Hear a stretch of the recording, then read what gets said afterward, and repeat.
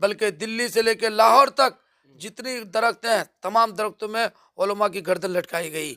70,000 उलमा को फांसी के फंदे पे लटकाया गया। और मौलाना अबुल कलाम आज़ाद वाहिद शख्स थे, दिल्ली की चांदनी चौक दरीबा में एक आवाज़ बुलंद किया अंग्रेज़ों के सामने में, अंग्रेज़ों की गोली थी। मौलाना अबुल कलाम ने कहा कि अगर तुम्हारे हाथ में बंदूक की गोली है तो मेरे सीने में अल्लाह का नाम है। ये चंद दिनों के लिए है, चंद दिनों के बाद इन्हीं के नौजवान जब खड़े होंगे, समझदार हो जाएंगे, इन्हीं को गर्दन पर हाथ निकाल करके बाहर कर देंगे इंशाअल्लाह। आज क्या हुआ, महाराष्ट्र में चुनाव हुआ, ऐसा कर दिया, हिंदू मुस्लिम मंदिर मंदिर ऐसा करके लोगों को वरगला दिया। कामयाब तो हुए ना। चाहे हिंदू हो, मुस्लिम हो, सिख हो, ईसाई, सारे मकतबे सब मजहब के लोग आते हैं, कभी किसी में कोई भेदभाव नहीं है। ये बात सिर्फ सोची समझी साजिश के तहत आरएसएस के कुछ लोग हैं जो गुंडे हैं, ये बात को फैला रहे हैं ताकि लोगों का जहन रोजगार की तरफ ना जाए, लोगों का जरा तरक्की की तरफ ना जाए, बल्कि इस तरफ रह करके देश को नीचे की तरफ ले। देश के मौजूदा हालात को देखते हुए आने वाले विधानसभा चुनाव की जो एक रणनीति तैयार की जा रही है, उसको लेकर के हम आज डिस्कस करेंगे, हम आज बात करेंगे, क्योंकि आज हमारे साथ एक बेहद ख़ास मेहमान है। हमारे साथ आज एक ऐसे शख्स मौजूद हैं जो किसी तारीफ़ के मोहताज नहीं हैं और सियासत में ज़बरदस्त इनकी पैठ रही है और इस वक्त मौजूदा ज़िला परिषद प्रतिनिधि हैं और लंबा जो है इनके पास सियासी तजर्बा है। मजलिस इत्तेहादुल मुस्लिमीन से इनकी कुर्बत है और कहा जाता है कि आने वाले दिनों में यानी आने वाले विधानसभा चुनाव में पार्टी अगर इन्हें उम्मीदवार बनाती है तो ये चुनाव भी लड़ेंगे। लेकिन मैं पहली चीज़ और सबसे अहम चीज़ जो मुफ्ती अतहर जावेद साहब जिनसे आपकी मुलाकात कर रहा हैं, उनसे ये समझना चाहेंगे कि इस वक्त जो देश के हालात हैं, हमारे भारत में, जिस भारत में अंबेडकर साहब का संविधान है, एक ऐसा संविधान जो कहता है कि हम धर्मनिरपेक्ष हैं, यानी सबों को अपने धर्म के मानने का अधिकार दिया गया है। लेकिन लगातार ये देखा जा रहा है कि मुसलमानों की मसाजिद को, मुसलमानों के मज़ारों को, इनको टारगेट किया जाता है, उन जगहों पर मंदिर तलाशी जाती है। लेकिन बड़े ही अफ़सोस की बात है कि मुसलमान आज भी मसलकों में और फ़िरक़ों में बँटे हुए हैं। तो ये जो गैप है, ये जो कॉन्फ्लिक्ट है, ये जो इख्तलाफ़ात हैं, इसको कैसे ख़त्म किया जाएगा मौलाना? आपने ये कहा कि इस वक्त जो गैप है मसलकी हालात के एतबार से, जिस वक्त जो पूरे हिंदुस्तान में तशद्दुद चल रहा है मस्जिदों के मामले में, मदरसों के ताल्लुक से, मुसलमानों के ताल्लुक से, उसमें जो आपस में इतना गैप है, ये कैसे पुर हो सकता है बिल्कुल। या क्या वजह है? देखिए, आम जनता, आम लोग ये चाहते हैं कि हम ईमान और कुरान के एतबार से सब एक है, मसले ये इमाम के एतबार से भी हम सब एक हैं। लेकिन कुछ लोग हैं, कुछ मखसूस लोग हैं, मुट्ठी भर हैं, जो इख्तिलाफ़ात को बढ़ावा देते हैं। हो सकता है कि वो गैरों की साजिश के तहत ऐसा हो रहा हो, लेकिन अल्हम्दुलिल्लाह दिन ब दिन इत्तेफ़ाक होते जा रहा है और इंशाअल्लाह आगे भी जो सूरत हाल है, जो जो आरएसएस, बजरंग दल, शिवसेना की तरफ से इस वक्त जो सूरत हाल है, ख़ासतौर पर आरएसएस वालों की तरफ से, बीजेपी वालों की तरफ से, उस ज़हनियत के ख़िलाफ़ लोग पिट पिटा के इत्तेफ़ाक की तरफ आ रहे हैं आहिस्ता-आहिस्ता। दरअसल मुफ्ती साहब, मैं 2 ऐसे इश्यूज़ हैं जिधर मैं आपका ध्यान केंद्रित करना चाहूँगा और मैं चाहूँगा ये समझने के लिए कि अभी हाल ही में जो संभल में हुआ है, संभल में जो हुआ है, यूपी के संभल में जो मामला हुआ है, और एक बात ये भी आ रही है कि अजमेर में जो है, जहाँ पे दरगाह है, वहाँ पर भी जो है मंदिर तलाशने की बात हो रही है और मामला कोर्ट तक चला गया और कोर्ट ने कहा ठीक है भैया, हम आपकी जो कंप्लेन है उसको एक्सेप्ट करते हैं, आइए, जिरह होगी, बहस होगी, उसके बाद फैसला होगा। देखिए, ये सब झूठ का पुलंदा है। ये लोगों को, देश के लोगों को, नौजवानों को, युवाओं को रोज़गार ना देने के लिए या रोज़गार नहीं दिया उसको कन्वर्ट कराने के लोगों के लिए मुद्दे खड़के हैं। जी। ये बकवास है, बेबुनियाद है, इसमें कोई सच्चाई नहीं है। संभल की जामे मस्जिद हो या जहाँ-जहाँ भी इनका मुतालबा है, सब झूठ है, फ़रेब है। आप बताइए, पूरे 800 साल से, जी। 800 साल से अजमेर शरीफ के अंदर पूरे हिंदुस्तान नहीं बल्कि पूरी दुनिया से, चाहे बादशाह हो या वज़ीर हो, बड़े से बड़े लोग हों, सब फातिहा खाने के लिए वहाँ पर आते हैं। अपने-अपने मसाइल हल करने के लिए आते हैं कि मैं यहाँ का हूँ, चाहे हिंदू हो, मुस्लिम हो, सिख हो, ईसाई, सारे मकतबे सब मज़हब के लोग आते हैं, कभी किसी में कोई भेदभाव नहीं है। ये बात सिर्फ सोची समझी साजिश के तहत आरएसएस के कुछ लोग हैं जो गुंडे हैं, ये बात को फैला रहे हैं ताकि लोगों का जहन रोज़गार की तरफ ना जाए, लोगों का ज़रा तरक्की की तरफ ना जाए, बल्कि इस तरफ रह करके देश को नीचे की तरफ। अच्छा, लोग कहते हैं कि जिस तरह से अंग्रेज़ों के वक़्त में रूल यानी डिवाइड एंड रूल का कॉन्सेप्ट था कि डिवाइड कीजिए, रूल कीजिए, बाँटिए और अपनी हुकूमत को बनाए रखिए। मुसलमान और हिंदू में इख्तिलाफ़ कीजिए और अपनी सत्ता पर काबिज़ रहिए। कहा यह जाता है कि इस वक़्त जो हालात हैं देश के, वो कहीं न कहीं मुसलमानों में चाहे बरेलवियत हो या देवबंदी हो या दूसरे जो अहले हदीस हों, मसलकी तौर पर जो मुसलमानों को बाँटने की कोशिश की जा रही है, तो आपको नहीं लगता है कि हमारे जो उलमाए कराम हैं, उनकी भी ये ज़िम्मेदारी है कि हम स्टेज से, मंच से ऐसी बातें ना करें, जिससे कॉन्फ्लिक्ट पैदा हो, तोड़ने की नहीं बल्कि जोड़ने की बात करें? नहीं, हम लोग तो जहाँ-जहाँ भी मौका मिलता है हम लोगों से बोलते हैं, और ख़ास तौर पर उलमा से भी कहते हैं कि इस वक्त जो दौर है, इसमें इत्तेहाद इत्तेफाक की ज़रूरत है। कोई भी इख्तलाफी मसाइल बयान करने के लिए ना मस्जिद के मिंबर में बोलें, ना जलसे के स्टेज पर बोलें। इस वक्त हम लोग को इत्तेहाद पर और हुज़ूर सल्लल्लाहु अलैहि वसल्लम की सुन्नत की पैरवी पर सिर्फ ये गुफ्तगू करने की ज़रूरत है। मुल्क के लोग चाह ही रहे कि मुसलमान उलझ के रहे, मस्जिदों में उलझे, मदरसों में उलझे, इनको हम लोग कुछ नहीं दें। सब बकवास पने की बात है। लेकिन अल्हम्दुलिल्लाह जो पहली बात थी ना, सारी बातें अब दिन ब दिन घटती जा रही है। लोग इत्तेफाक इत्तेहाद की तरफ आ रहे हैं, दोनों तरफ के उलमा एक जगह बैठते हैं, सारी बातें हो रही है। आपने मुस्लिम पर्सनल देखा, मुस्लिम पर्सनल के तमाम मकातब फ़िक्र के लोग उसमें मौजूद हैं।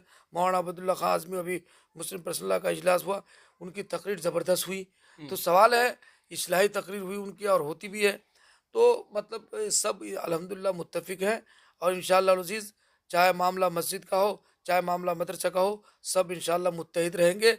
ये लोग, कुछ लोग अफ़वाह फैलाते हैं, प्रोपेगेंडा कर रहे हैं कि इन लोगों के इख्तिलाफ़ हो जाए ताकि हम लोग रोटी सेकें। ऐसा अब हरगिज़ होने वाला नहीं है इंशाअल्लाह। अच्छा, बिहार की जो नीतीश सरकार है, हम सीएम साहब की बात कर रहे हैं जी। और इस वक़्त मुसलमानों के लिए जो सबसे ज्वलित इश्यू है, वो है वक़्फ़ संशोधन विधेयक। अगर ये कानून पास हो जाता है, तो यकीनी तौर पर जो राइट्स हैं, वो मुसलमानों के पास से चले जाएँगे और उलमाए कराम का ये इल्ज़ाम है कि अगर दरअसल सरकार का मंशा गलत है, सरकार प्रॉपर्टीज़ को कब्ज़ाना चाहती है, लेकिन बिहार के जो सीएम हैं, वो कहीं न कहीं चुप्पी साधे हुए हैं और ऐसा लगता है कि नीतीश कुमार कन्फ्यूज़न में हैं कि भैया किधर जाना है, इधर जाना है, उधर जाना है। देखिए, एक बात बताएँ, इतना तो ज़रूर है, भले ही नीतीश कुमार जी बीजेपी के साथ सरकार में है, जी। लेकिन वो सेकुलर मिजाज के हैं।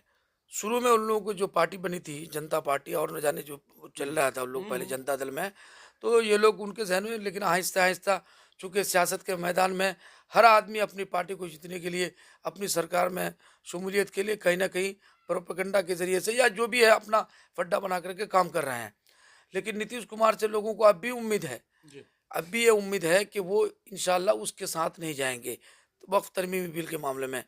लेकिन अगर वो चले जाते हैं, तो इसका अंजाम क्या होगा?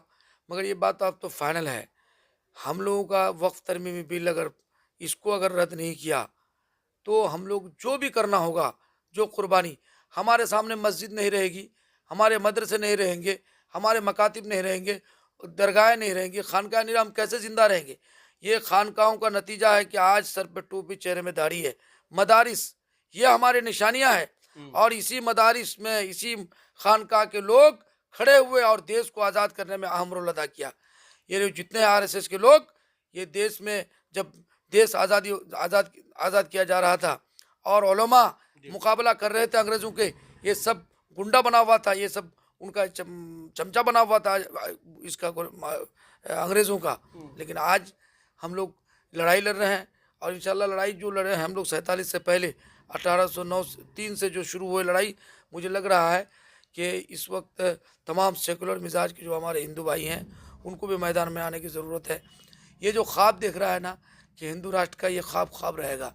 हिंदुस्तान में हिंदू राष्ट्र नहीं हो सकता है, इसलिए हिंदुस्तान की जो बुनियाद रखी गई है, हिंदुस्तान को जो आज़ादी की बुनियाद रखी गई थी, वो सेकुलरिज्म पर की गई है। हुँ। और इसमें जब कानून बना, सबसे पहले पन्ने पर इसी पर रखा गया है कि ये मुल्क जो है सेकुलर रहेगा, सेकुलर दस्तूर के मुताबिक। हर इंसान को, दलित हो, हरिजन हो, आदिवासी हो, कोई भी हो, हर एक को अपने मज़हब के हिसाब से ज़िंदगी गुजारने का हमारे आर्टिकल, दफ़ात मौजूद हैं।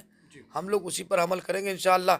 ये सब सिर्फ रोटी सेकने के लिए, ये मुसलमान, हिंदू मुसलमान, मंदिर मस्जिद, ये झगड़ा करके सिर्फ अपनी रोटी सेकना चाहते हैं। सारे लोग समझ रहे हैं, समझदार लोग समझ रहे हैं, ये सब ऐसा कुछ नहीं है।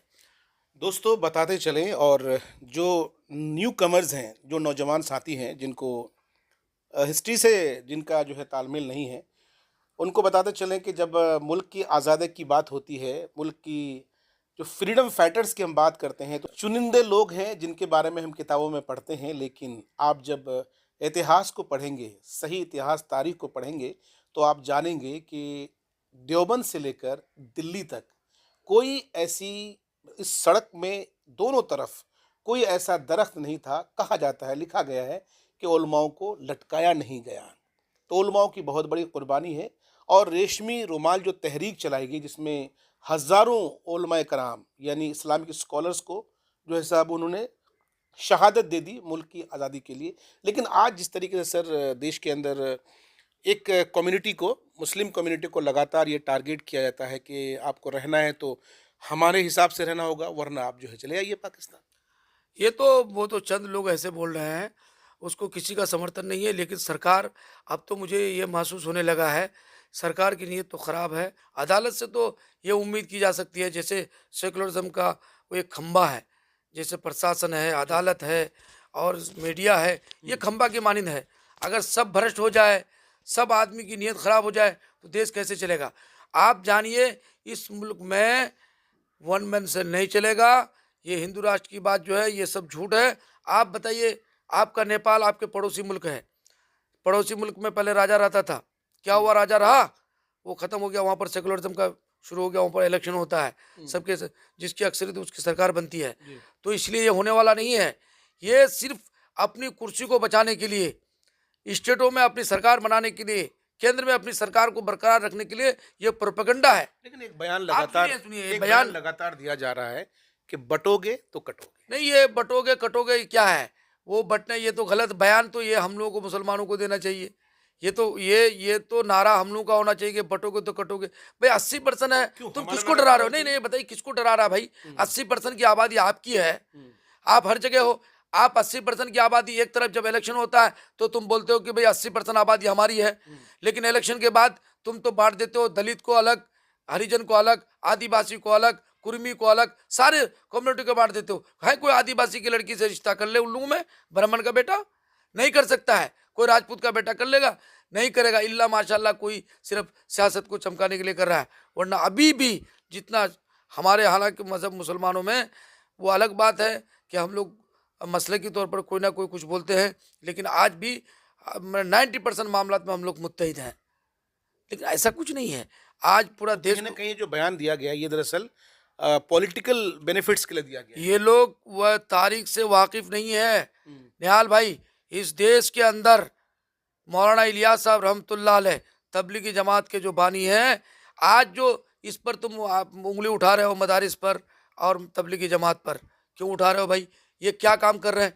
ये लोग अपना अपना बिस्तर, अपना माल, अपनी जान गांव गांव में जाके, मुसलमानों में, कोई गैर मुस्लिम में नहीं, मुस्लिम में जा कर के लोगों को अपना दीन सिखा रहा है, शांति का पैगाम दे रहा है, जीने का सलीका बता रहा है। उसको तुम आतंकवाद करो।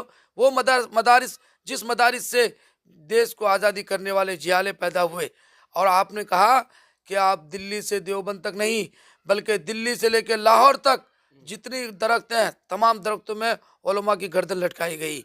70,000 उलमा को फांसी के फंदे पर लटकाया गया। और मौलाना अबुल कलाम आज़ाद वाहिद शख्स थे, दिल्ली की चांदनी चौक दरीबा में एक आवाज़ बुलंद किया अंग्रेज़ों के सामने में, अंग्रेज़ों की गोली थी।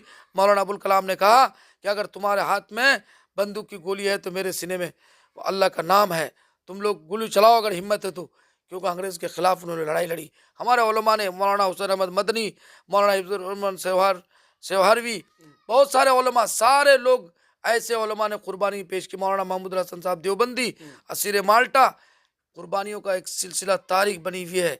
जेल के सलाखों में रहकर उन्होंने कहा कि भाई तुम कह दो कि हमें मतलब आज़ादी से कोई मतलब नहीं, हम तुम्हारी जान बख्श देंगे। मौत खड़ी है सामने में, मौत दिख रही है, लेकिन उसके बावजूद भी कहा हम देश आज़ाद करेंगे।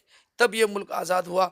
ये लोग बोल रहे हैं ये चंद दिनों के लिए है, चंद दिनों के बाद इन्हीं के नौजवान जब खड़े होंगे, समझदार हो जाएंगे, इन्हीं को गर्दन पर हाथ निकाल करके बाहर कर देंगे इंशाअल्लाह। अब वो दिन दूर नहीं है। कब तक चलेगा? कब तक लड़ाओगे? कब तक लड़ाने की सियासत चलेगी सिर्फ खुद गद्दी में बैठने के लिए? आज क्या हुआ, महाराष्ट्र में चुनाव हुआ, ऐसा कर दिया, हिंदू मुस्लिम मंदिर मंदिर ऐसा करके लोगों को वरगला दिया। कामयाब तो हुए ना वो। भाई कामयाब हुए, कब तक ये कामयाबी, इसको कामयाबी नहीं, आप हुकूमत बनाने में कामयाब हुए लेकिन लोगों के दिलों को जोड़ने में कामयाब नहीं हुए, देश में नफरत फैला रहे हैं। उन्हें लगता है कि हम जब तक लोगों को इसी तरह से बांटते रहेंगे, हमारी सियासत जो है वो चमकती रहेगी। लेकिन देखिए ये बहुत दिनों तक नहीं चलता है, जुल्म की जो है ना टहनी नहीं फैलती है। हमेशा याद रखिएगा, जुल्म से आप वक्ती तौर पर ये कर दीजिएगा, मतलब डंडा से आप वक्ती तौर पर हुकूमत कर लीजिएगा, दिल से हुकूमत नहीं कर अच्छा, सकते।